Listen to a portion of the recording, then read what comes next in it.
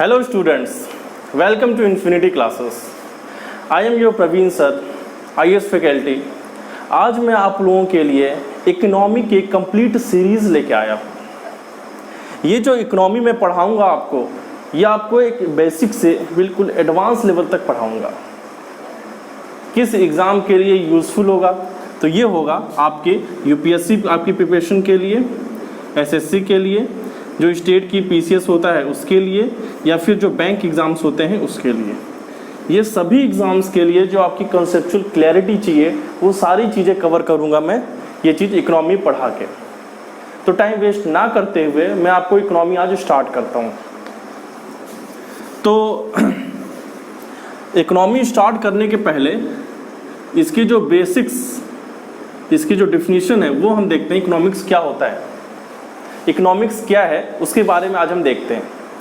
तो इकोनॉमिक्स को स्टडी करने के पहले सबसे पहले हम ये देखेंगे कि इकोनॉमिक्स होता क्या है, व्हाट इज़ इकोनॉमिक्स। और मैं आपको एक और चीज़ बता दूं, ये जो सब्जेक्ट है ये बहुत ही कॉन्सेप्चुअल सब्जेक्ट है। अगर आप एक बार में नहीं समझ पाए तो आप भूल जाइए, ज़िंदगी में कभी नहीं समझ पाएंगे।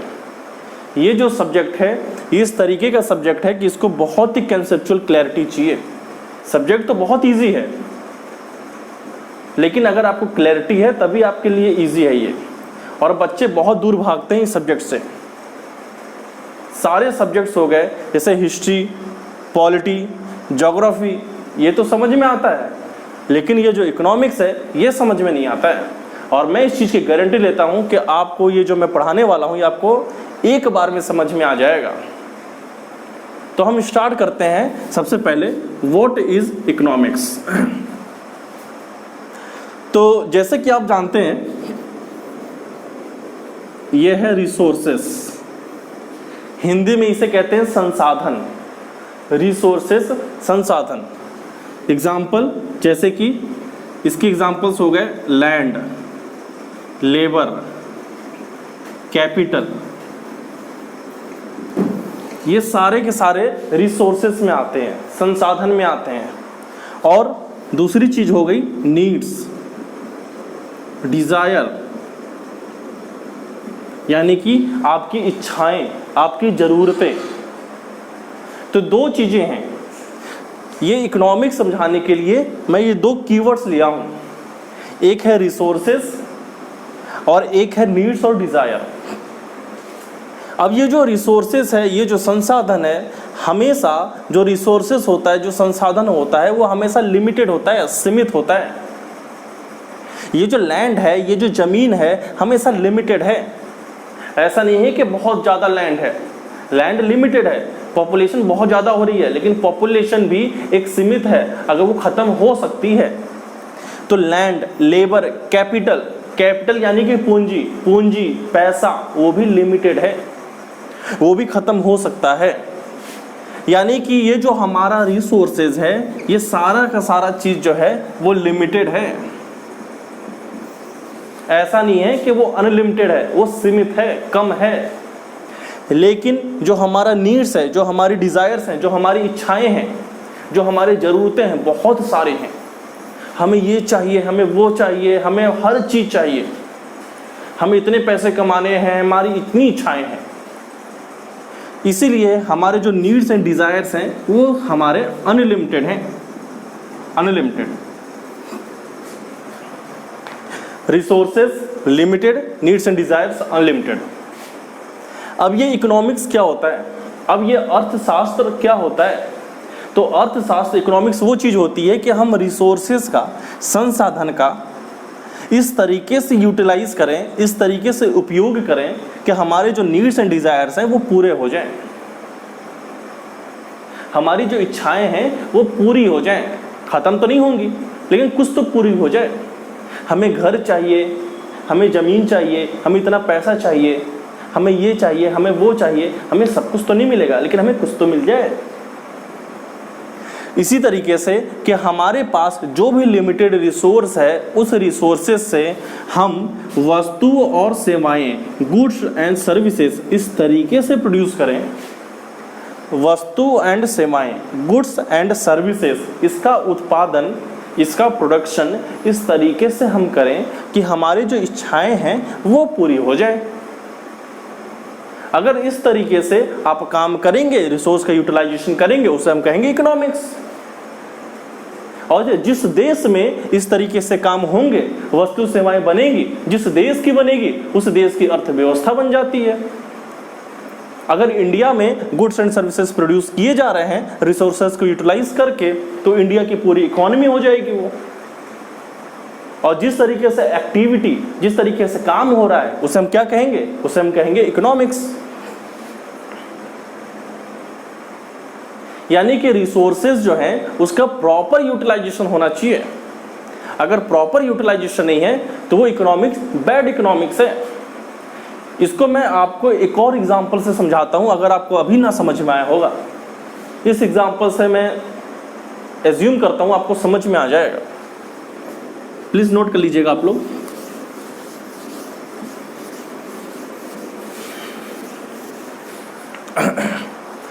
मान लीजिए मैं 3 एग्जांपल लेता हूं। टोटल जो पैसा है हमारे पास वो 10 यूनिट है। 10 यूनिट हमारे पास टोटल रिसोर्सेज हैं। लैंड, लेबर, कैपिटल सब कुछ मिला के हमारे पास टोटल 10 यूनिट है। इसी 10 यूनिट में हमें क्या क्या बनाना है? हमें बनाना है रोटी, हमें बनाना है कपड़ा और हमें बनाना है मकान। हमें 3 चीज़ें बनाने हैं। अगर मैं इसका इंग्लिश लिखूं तो फूड, क्लॉथ, शेल्टर। हमें 3 चीज़ें बनाने हैं।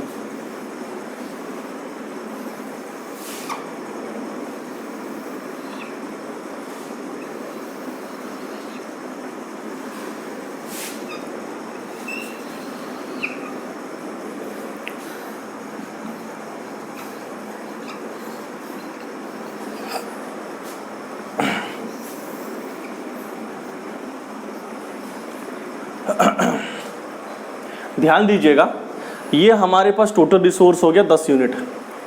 हमने क्या किया कि टोटल रिसोर्सेस, टोटल संसाधन का हमने जो 10 यूनिट था उसका हमने टोटल जो है फूड बना लिया, खाना बना लिया।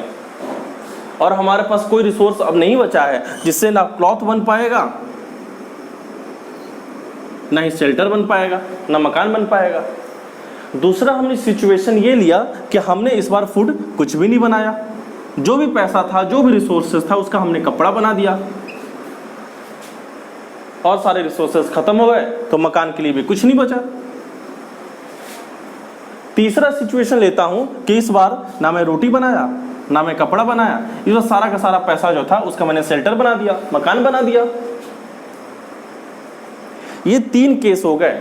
अब मैं चौथा सिचुएशन लेता हूं जिसमें ये जो रिसोर्स है 10 यूनिट, इसका थोड़ा सा अच्छे से यूटिलाइजेशन किया जा रहा है। जहां पे रोटी हमने 4 यूनिट का बनाया, हमने कपड़ा जो है वो 3 यूनिट का बनाया और मकान जो है हमने 3 यूनिट का बनाया।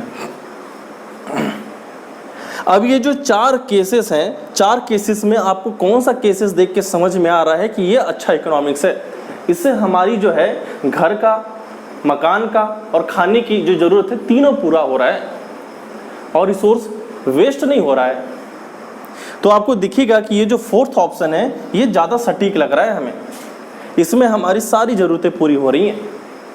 ये पहले केस में हमने जो है सारा का सारा पैसा फूड में वेस्ट कर दिया, दूसरा पैसा हमने कपड़े में वेस्ट कर दिया और तीसरा हमने सारा का सारा पैसा मकान में वेस्ट कर दिया। तो यही है इकोनॉमिक्स। तो आपको अब डेफिनेशन समझ में आएगा कि इकोनॉमिक्स क्या होता है। तो इकोनॉमिक्स वो चीज़ होती है कि रिसोर्सेज का यूटिलाइजेशन कुछ इस तरीके से किया जाए, गुड्स एंड सर्विसेज प्रोड्यूस करके, कि हमारी जो ज़रूरतें हैं वो पूरी हो जाएं। उसे हम कहते हैं इकोनॉमिक्स। ये जो इकोनॉमिक्स है इसको हम 2 ब्रांचेस में स्टडी करते हैं। ये जो इकोनॉमिक्स है इसको हम 2 ब्रांचेस में स्टडी करते हैं।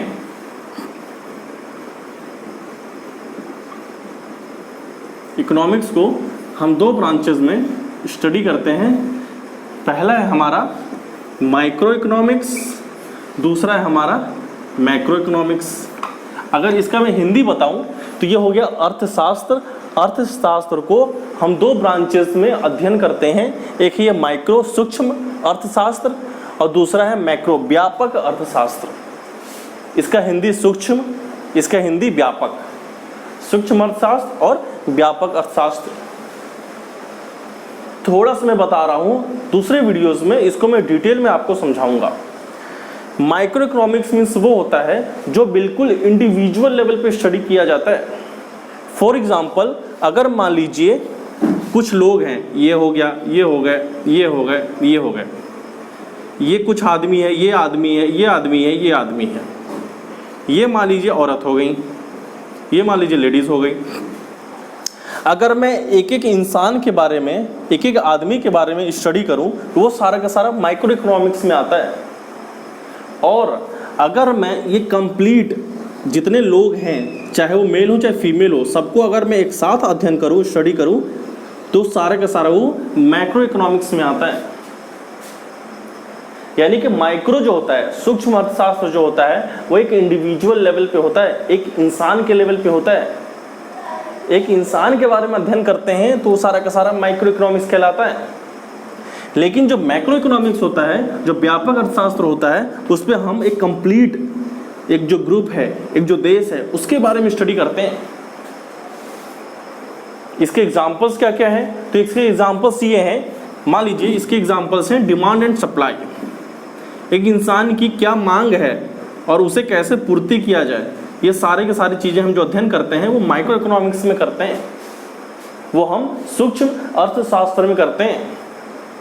लेकिन ये जो मैक्रो इकोनॉमिक्स है, व्यापक जो अर्थशास्त्र है, इसमें हम अध्ययन करते हैं, इसमें हम स्टडी करते हैं for example GDP, gross domestic product, for example banking operations, जितने भी बैंकिंग हैं, share market, capital market, money market, foreign market, ये सारी चीज़ें, बहुत सारी चीज़ें हैं। जैसे जैसे हम पढ़ेंगे वैसे वैसे मैं आपको बताऊंगा। तो ये हो गया बेसिक आपका इकोनॉमिक्स का। मुझे उम्मीद है आपको समझ में आया होगा। अगर आपको समझ में नहीं आया होगा तो कमेंट सेक्शन में आप डाउट लिख सकते हैं, मैं आपको बिल्कुल डाउट क्लियर करूंगा, इसकी मैं गारंटी ले रहा हूँ। एक एक इंडिविजुअल्स के कमेंट पढ़ूंगा, जो भी जेन्युइन डाउट होगा उसको मैं बताने की कोशिश करूंगा। Okay, thank you so much.